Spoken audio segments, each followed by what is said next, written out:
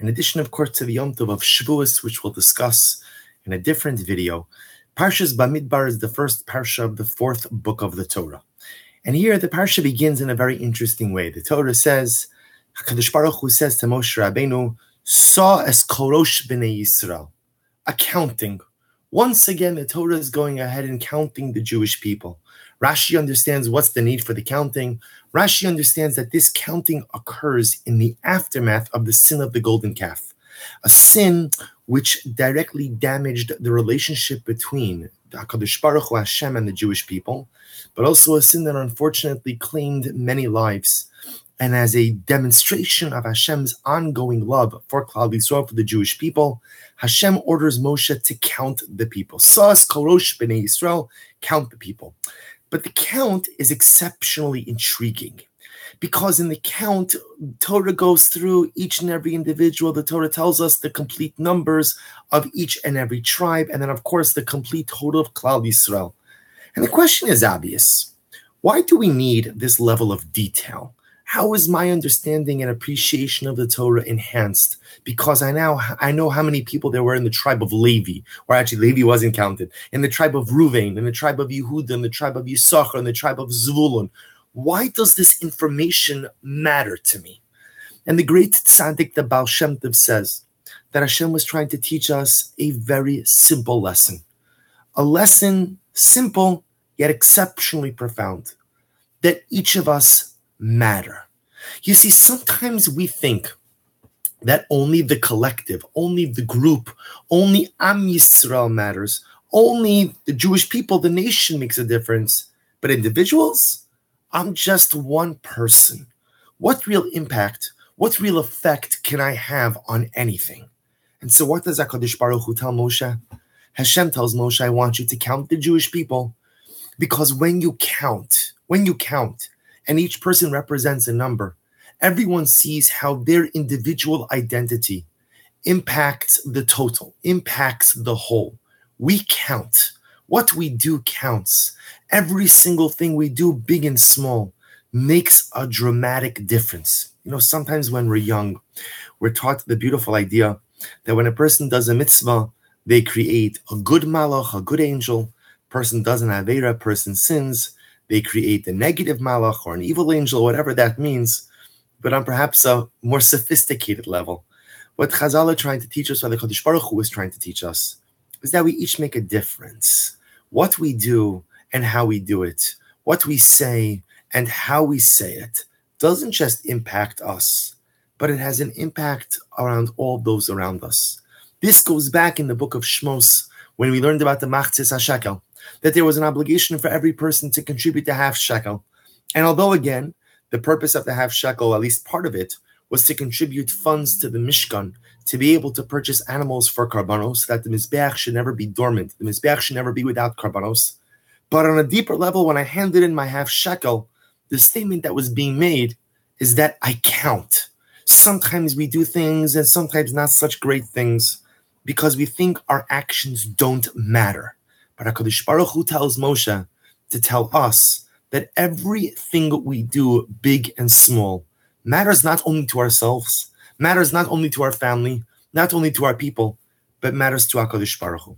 The Parsha then goes on to discuss in great detail the encampment, the arrangement of the camp of Klal Yisrael. We know that when the Jewish people lived in the desert for 40 years, so they traveled and they camped in a particular arrangement. The Mishkan was in the middle. Shevet Levi, the tribe of Levi, was right by the Mishkan. And each of the tribes was put somewhere else. Each of the tribes was on a different side of the Mishkan.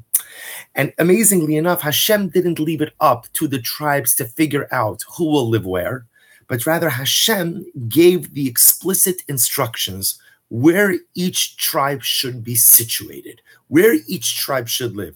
And to make things even more interesting, not only were the tribes obligated to maintain this formation, to live in their particular areas when the camp was stationary, when they were at rest, but even when they traveled ultimately again in the same setup, in the same encampment as well. So whoever camped on the north, traveled on the north, the east, the west, so on and so forth. So the placement of the Shvatim, the placement of the tribes, was both during times of encampment, when they were stationary, standing in place, as well as when they were moving from location to location. And again, we ask a simple question, which is why? Why is it that it matters to Hashem where it is, which shevet is in which place? And a great tzaddik, Rav Abram Yitzchak HaKohen Kook, Zecher Tzaddik Livracha, explains so beautifully that Hashem was trying to teach us a very important lesson. It's the lesson of Seder, the lesson of order. That to be successful in life, a person has to be organized. To be successful in life, a person has to be what we call in Hebrew, misudar. A person has to be organized. A person has to have a Seder. Everything that we try to do in life has to the best of our ability, be methodically thought out. This is true for kids, and this is true for adults.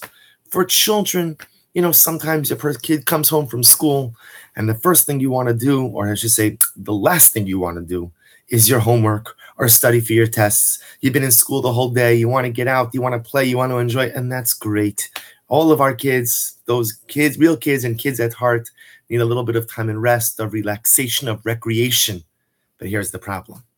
If you're not organized, if you don't have Seder, that little bit of time outside playing or that little bit of downtime can turn into an evening filled of leisure, leaving no time for studying, leaving no time for preparation, leaving no time to allow me to be successful in school the next day or in the coming days.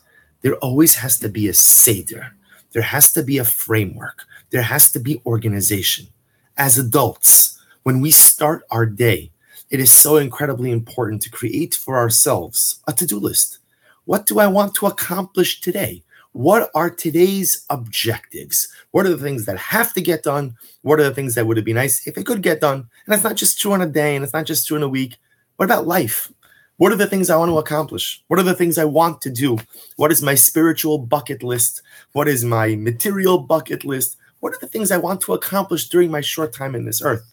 Because, my dear friends, the problem is that if there's no Seder, if we're not organized, the days turn into weeks, and the weeks turn into months, the months turn into years, and before you know it, an entire lifetime could go by without having accomplished the things we wanted to do. Not because we don't care, and not because we don't try hard, but because we are not misudar, because there is no organization. And so HaKadosh Baruch Hu teaches us a dramatic lesson. Hashem says everything must be organized. Even the way the Jewish people camps around the Mishkan.